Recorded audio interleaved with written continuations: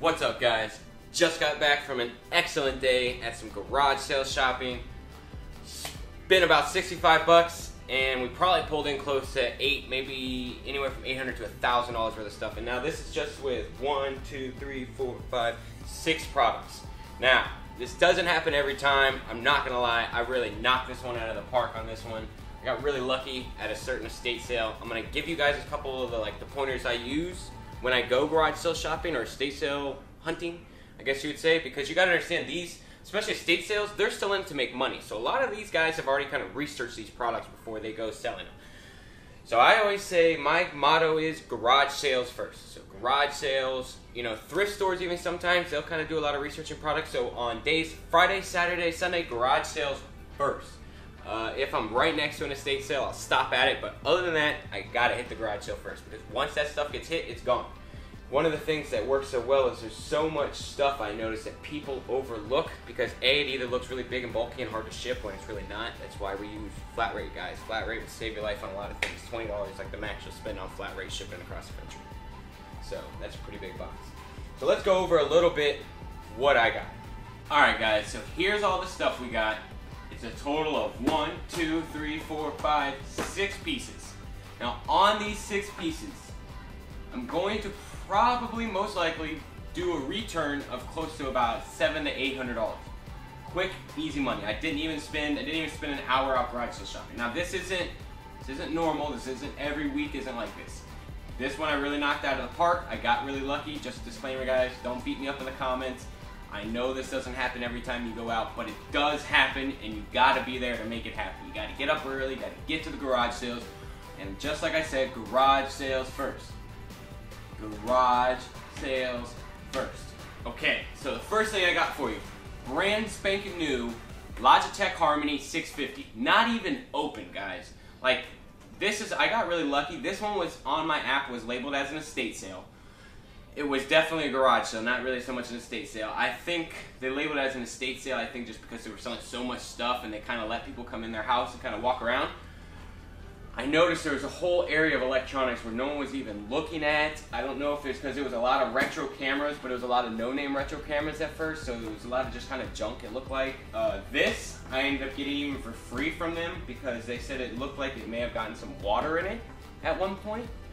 So the guy said in good conscience he couldn't sell it to me. The great thing about this is on this realistic Navajo that I'm about to go over, because it's free, even if I got to sell it just for 4 parts of repair, there's profit to be made in this, especially because I could take this handle off or roll it forward and fit it in a medium flat rate box.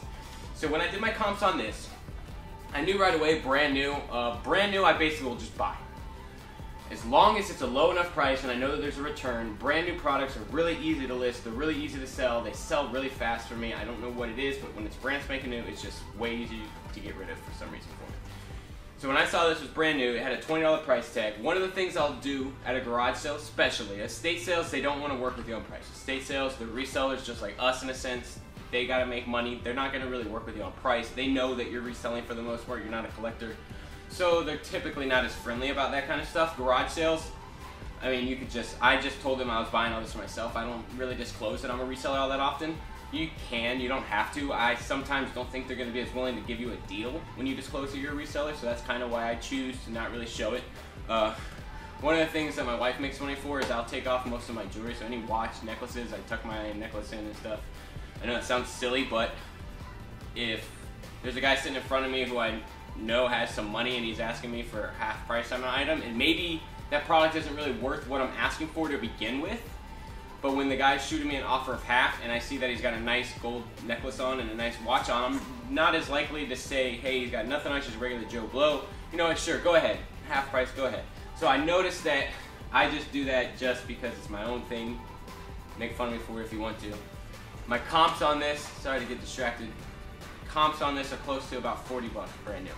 I might get lucky and start it around the $45 to $50 range just because I know at like Target right now this is still selling. I think on like Amazon you could probably get it $39.99 brand new maybe, but for the most part I'll easily, because I got it in bulk, I got it at $10, I'll easily make $10, $15 on this after it's shipped. This thing ships in a first class package. One of the second things I got, this one I did pretty well on. They had a $25 price tag on, I got it for $15. The great thing about this driveway alarm is that no one notices it's a white box. Always check your white boxes, guys, because this right here, this driveway alarm, I don't know who knows about it. I've sold a lot of them. The company can be kind of a pain because their main source of sales is eBay. So if you kind of undercut their price, make sure you're selling it as pre-owned. If you're not, you run the risk of them trying to hit you with a Vero because they want to be the only resellers of the product, at least at their MSRP of $99.95.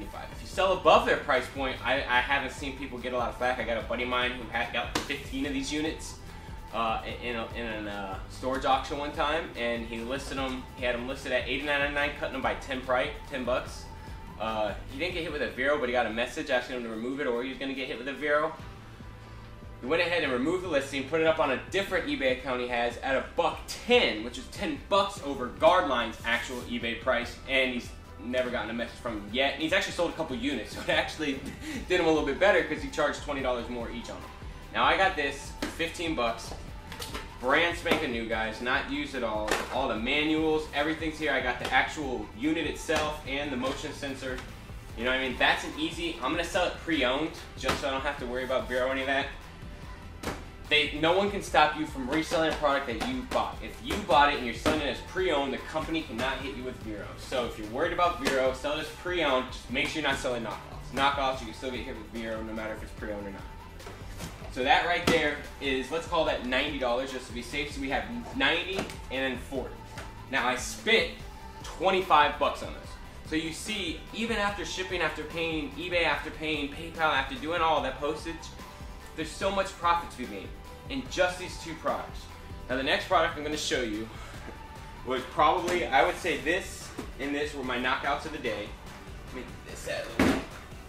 This is an Emergen switch. Now what this is a manual transfer switch. This is in transfer boxes, electronic components, any major electronic junks in boxes, all that stuff is worth its weight in gold. Every single time that I've looked it up.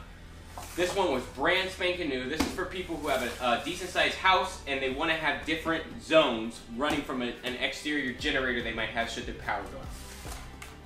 They had a $20 price on this. I didn't even haggle with them because I would have felt bad haggling with them on it. Because this right here is going for $300 brand new. This is brand new, unopened, unused. It's got dust from sitting in a garage, never been used. I'll put this up for $250 and have it gone in under a week, guaranteed.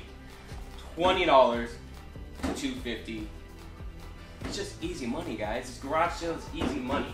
You don't have to debate with people. You don't have to fight with people. The estate sellers, I have so many bad interactions with people who run estate sales, and that's a topic for a whole nother video. I think that there is a little bit of a culture there that needs to change the way a lot of those sellers run their businesses. They're not really, don't seem happy about customers.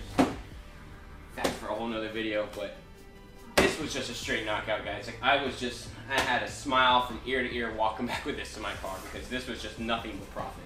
Nothing but profit. Now the next thing I'm going to show you is a Sony TRV-11. Now, any of these digital video cassette recorders they're just usually money. They're just money. Every single time I found one, they're money because they do not make them anymore. If you need parts for yours, you can sell it for parts. Like if it doesn't work, sell it for parts of repair. People buy it all day long to fix the ones they got. You can't buy these anymore. Any old film, any old tape, if you want to convert it, you have to have one of these units. Now, where I got even more lucky on this unit was this box is for a TRV-11. When I opened it up, it had regular manual still wrapped up, but it was a different camera. Now, still a Sony, but it's a high 8 video Sony, which goes for even more. So it's a handy cam, which is Sony's more mid-grade, not quite the professional grade, but they're mid-grade, they're higher mid-grade. It's actually got the zoom features and all this stuff that this one, I don't know if it had. This one's a little bit more digital. This is actually a little bit older than this.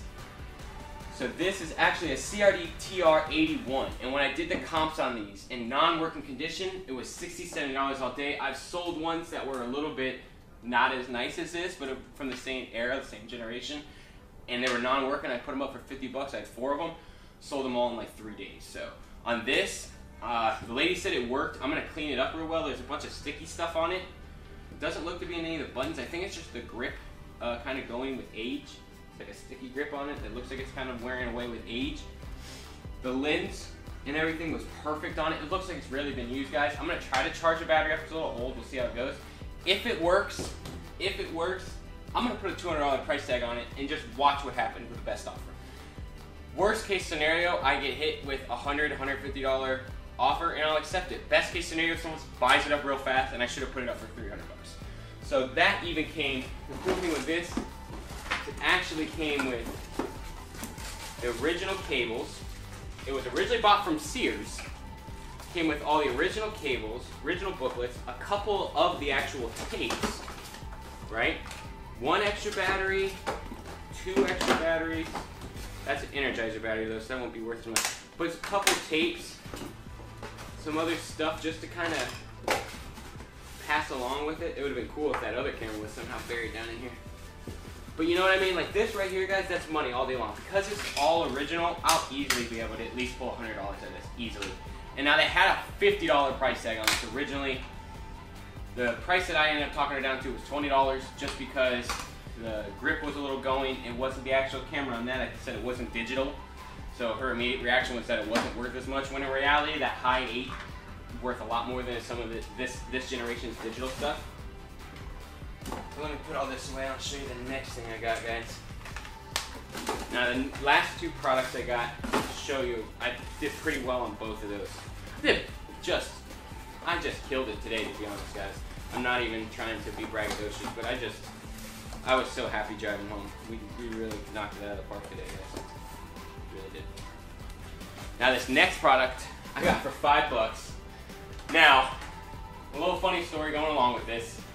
I originally looked at it, I saw that it wasn't a top of the line Roomba, it's a Roomba Discovery. So it's not a top of the line Roomba, it's a decent Roomba, it's a little beat up. Lady was honest with me, said that it's got some battery issues. The battery only lasts for about 10-15 minutes when it should last for about 30 to 40 minutes. So I'll probably need to replace the battery. I looked it up. Comps are anywhere from $100 to $150 based on generation. I'll probably just, if I don't replace the battery, I'll list it for $60. If the battery's only 10, 15, 20 bucks, I'll probably replace the battery and list it for $100 just because it seems to sell pretty well right at $99. This is a Roomba Discovery and I got it for $5. So when I got it, I first looked at it, it was a little beat up, it was out there, it had been raining in the morning, so I was a little scared. I saw that it had still some dirt and dust in it, there's a lot of hair in it, I'm going to have to do a lot of cleanup work on it. I could tell, so I kind of was a little wary of doing it. There was no price on it. There was a couple other things there that were priced really high, so I expected this to not really be $5, so I really just kind of overlooked it at first. When I got it by the front, I went ahead and just asked them, just for S's and giggles, how much is the Roomba over there? And when she said $5, another lady that was standing right there immediately turned around and just started walking backwards. And I knew that she was going for it.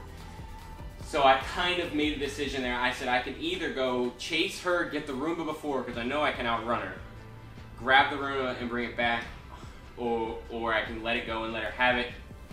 I'm sorry today, I hadn't gotten any of this stuff yet, guys. This is my first get of the day. I turned the quick boots on and hauled ass. I ran back as soon as I quick. I told her, don't kill me, don't kill me. I already have my eyes on that. I'm taking it. I'm sorry, guys. I'm taking it. No one had touched it yet. I didn't rip it out of anyone's hands or anything. But I ran over there as fast as I could, grabbed it, $5 as quick as I could get out of my wallet.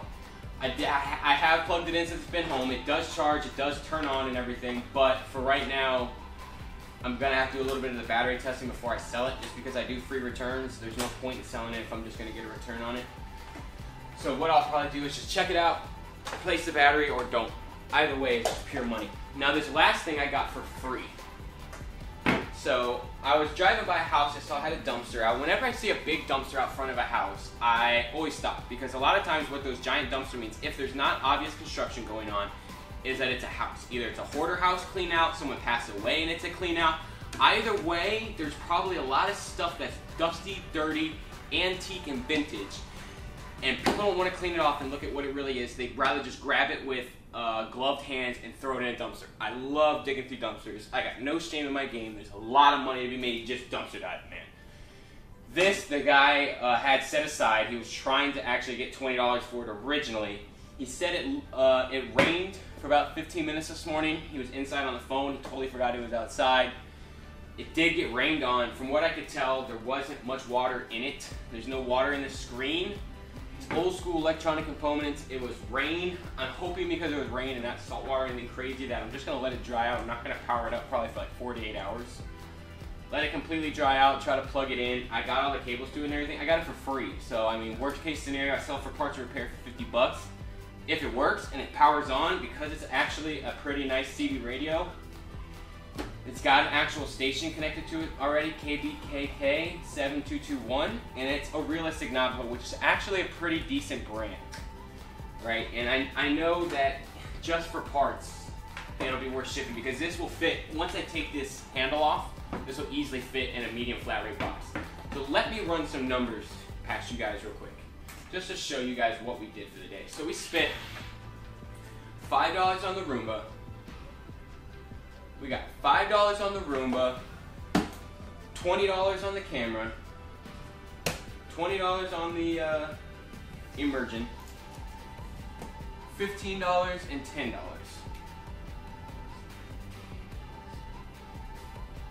And then that was free, of course.